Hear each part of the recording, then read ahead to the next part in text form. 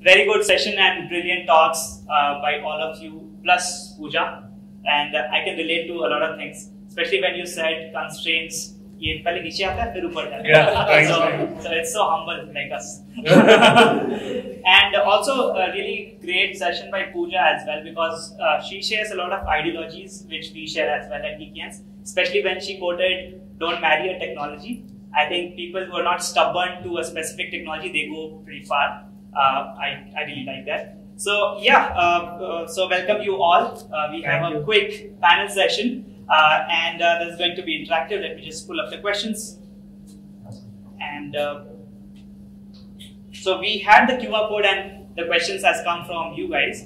The first question is about animation.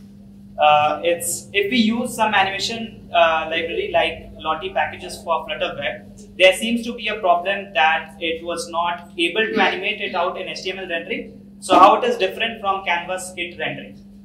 Sanni, you want to take that? You have the dash. I'll say first of all that I have not tried web that much to be able to answer this. So again, I can animation just handle animation.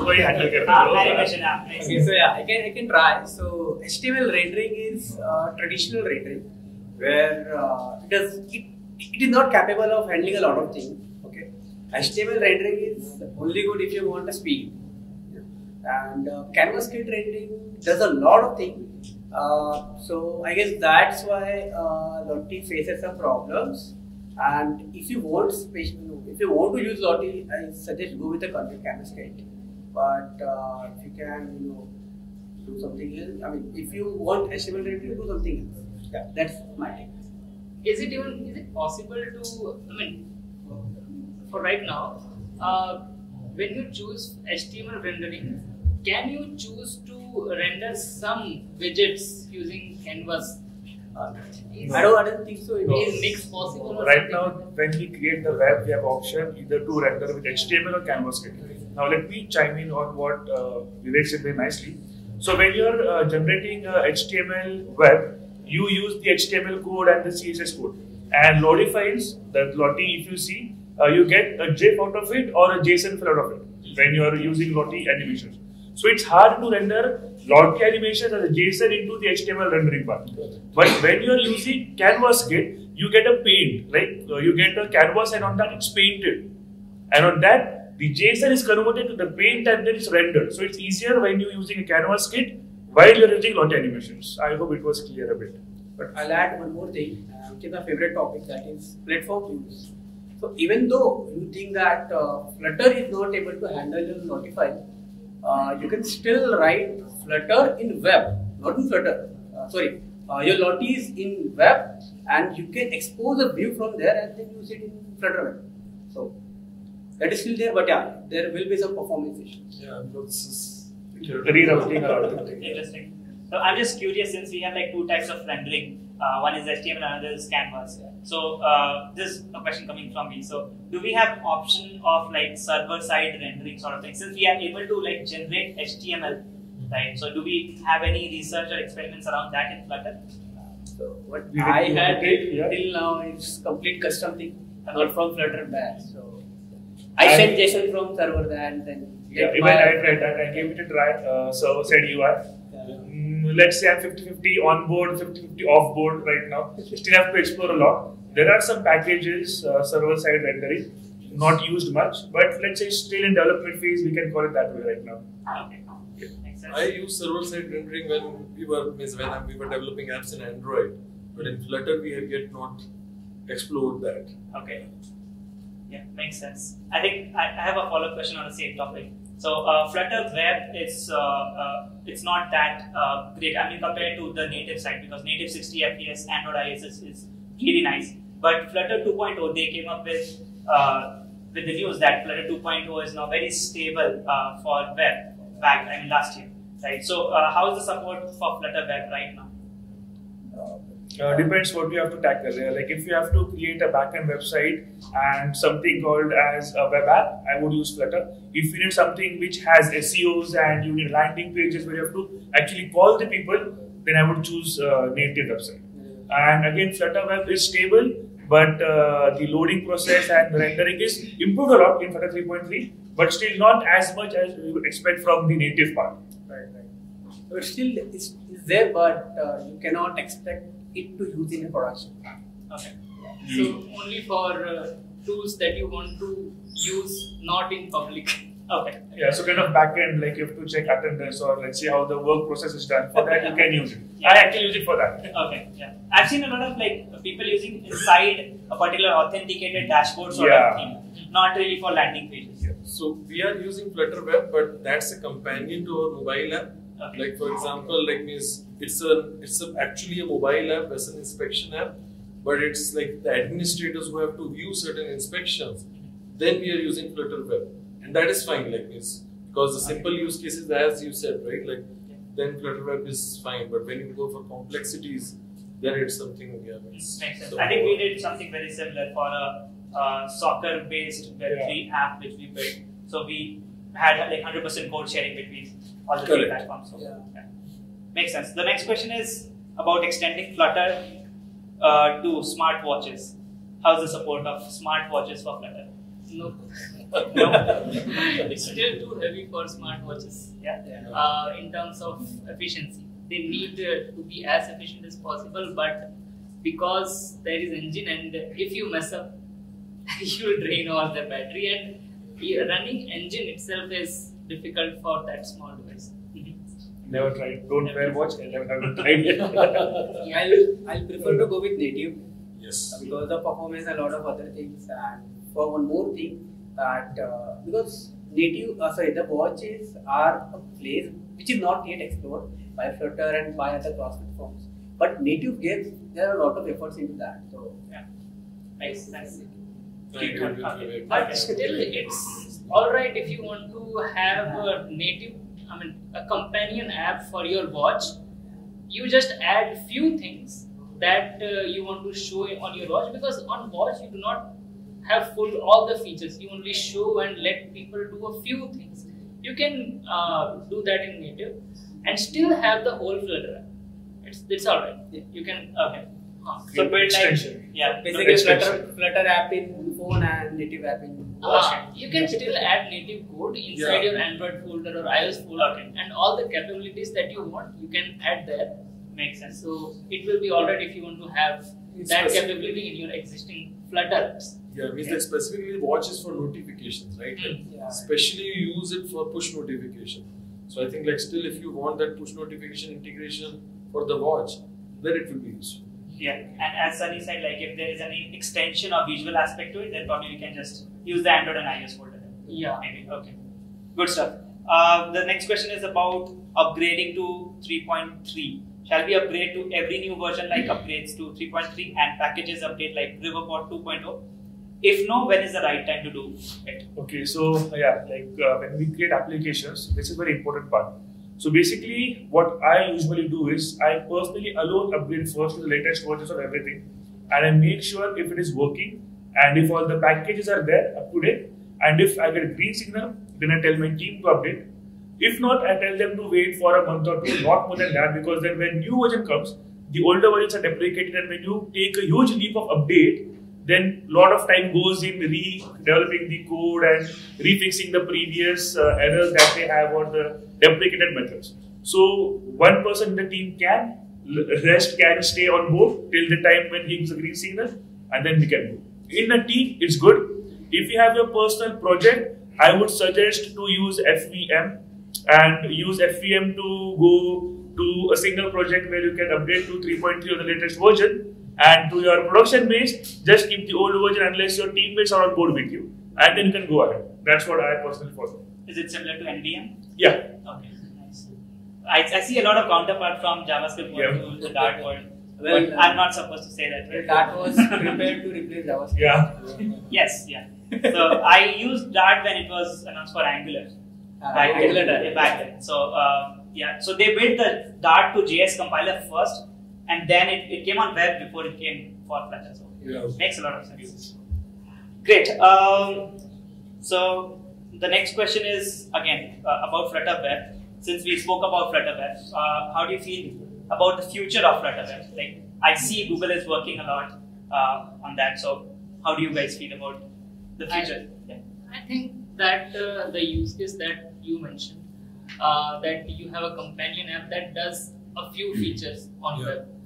That kind of use case, it is great, because in most of the products you have not only your regular customers, the world, but you have specific kinds of people, like your inspectors in your case, can be for example shopkeepers, general public.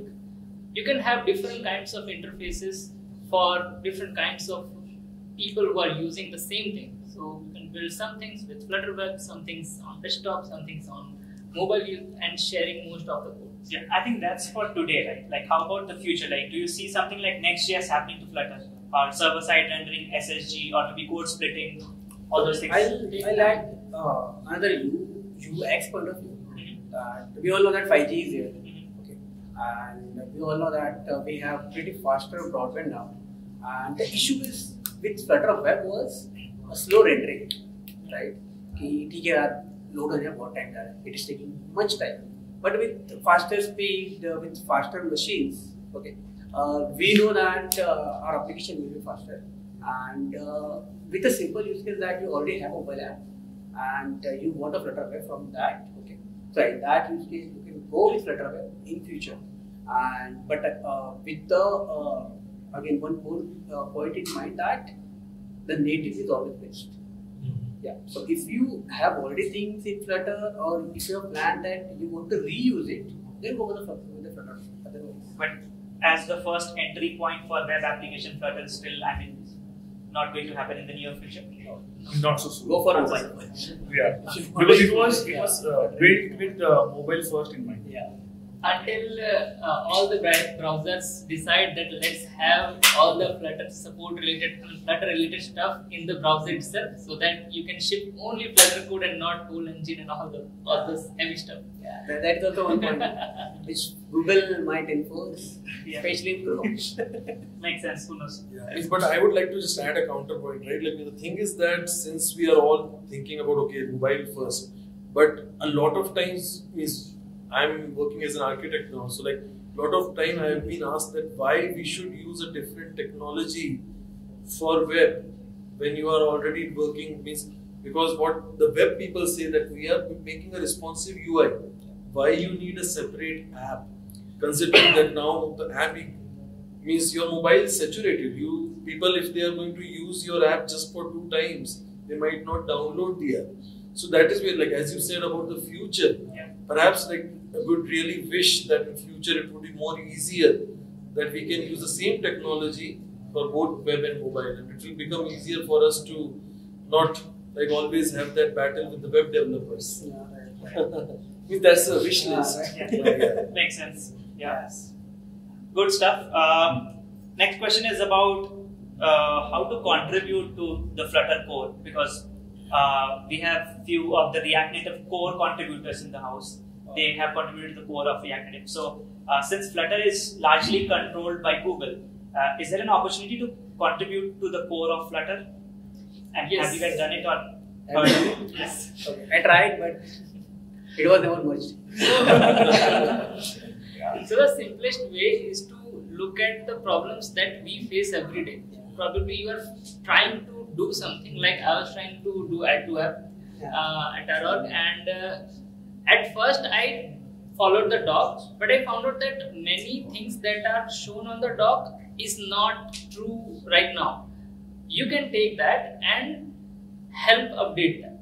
That's the simplest thing that you can do, because our collective experience can be used to push, keep everything updated and help anyone else who will now try to use add to app. If you go and try, then at least you'll have facts for current state and not that was there 1 year ago, because right now the page for add to app is showing wrong illustrations on how to create a module and things. So basically, so basically you're saying it's not about code.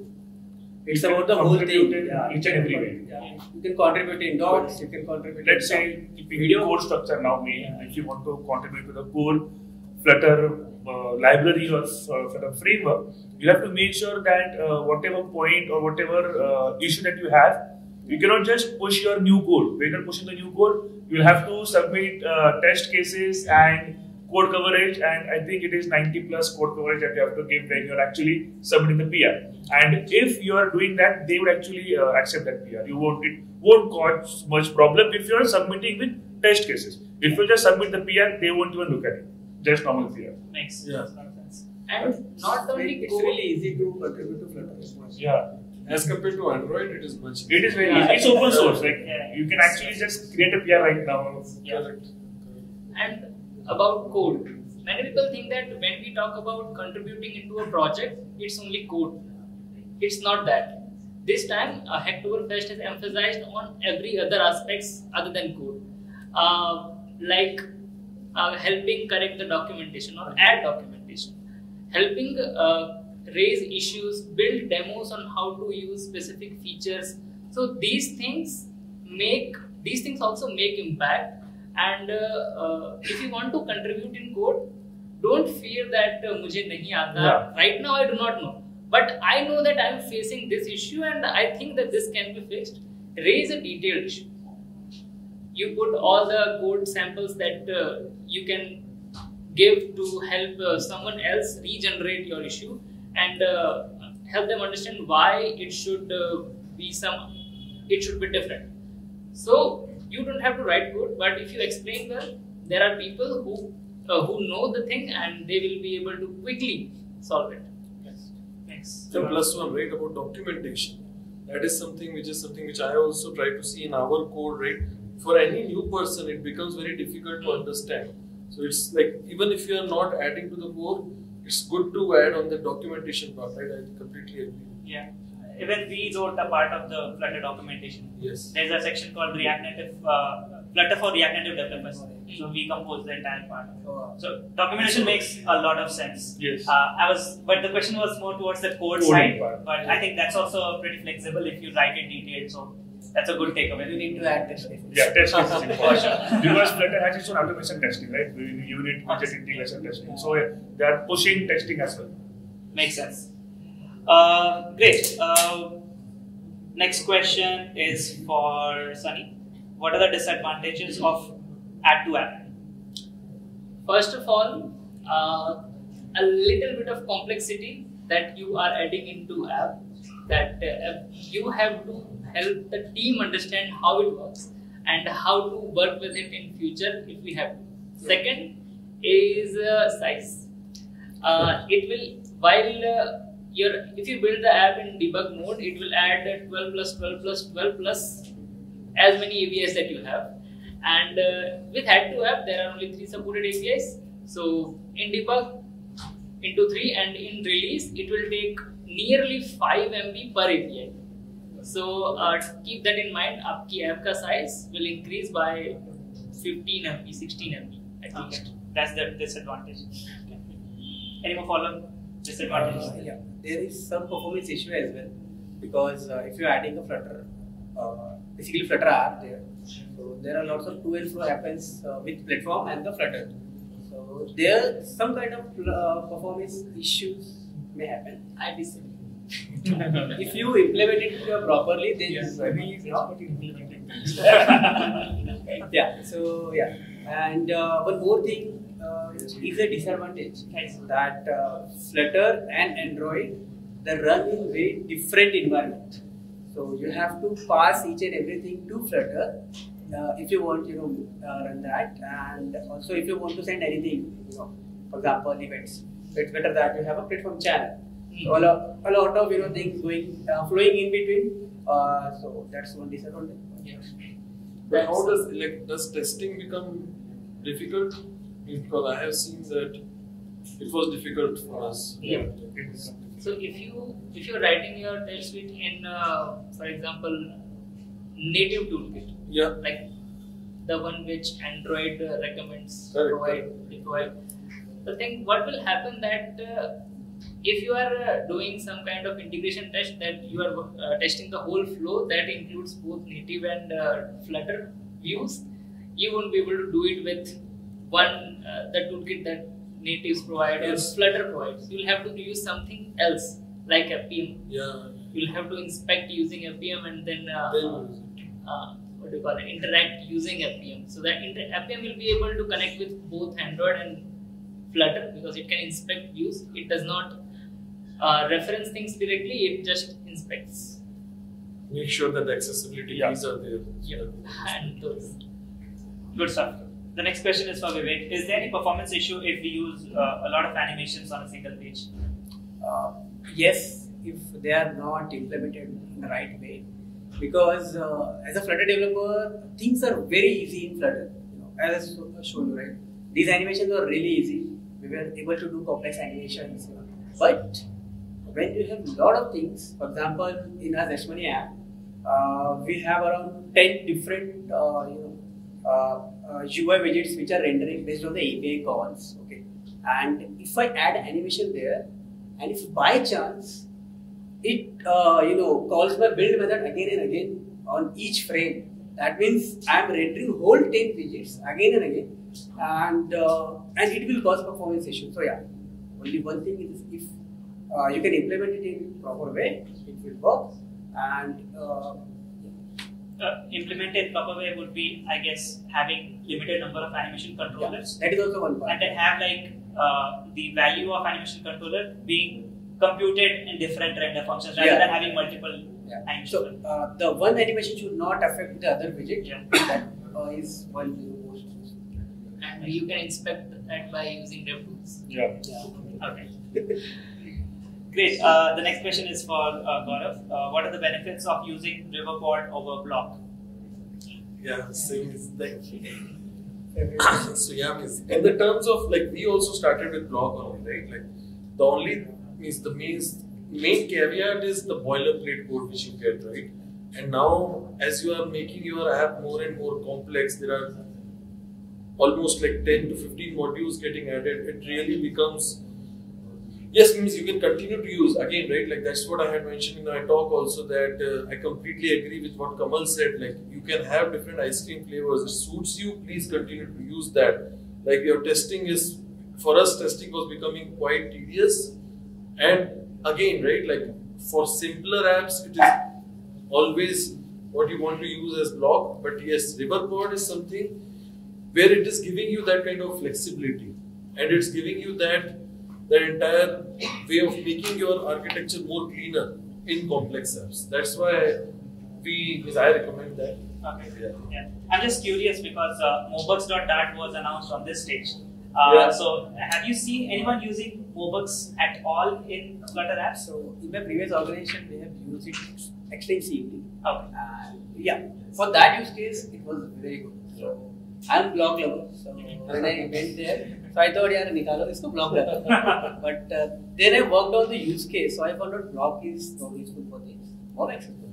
So again, based on the use case, as you say, you can. So what I personally do is, let's say we have a huge application, I start with Riverpod generally, because Riverpod is easier to speed up the process. Yeah. And when we are working in a team, I can create the architecture fast, the team can build Riverpod, change notifiers and everything very fast. And let's say if there is some use case where I actually need Block for that specific portion in the application, then I can use Block. So I use Riverpod as well as Block in the same application. So I'm not like, if I'm using a state management, I will use that one state management throughout the entire app. I'm open to implement 2, 3, even set state at some point. Like I'm fine. Like if the use case is matching for Block, I will use Block. If it's matching for Riverpod, I will use Riverpod.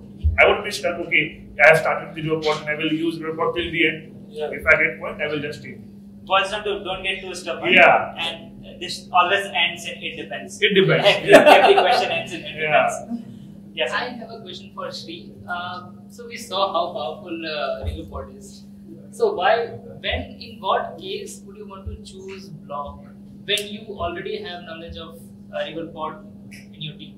Yes, not as when I choose if I'm using Riverpod, I will go, but it was just a statement where if a chance comes where actually I need block, then I won't be stubborn that I'm using block, I'm using river pod. I won't go to block. I won't just integrate it. I can yes. So in block we have two important things. One is event and states. Yes. And this is the best thing for which I love block, because at any point of time, based on the event, you can predict the state.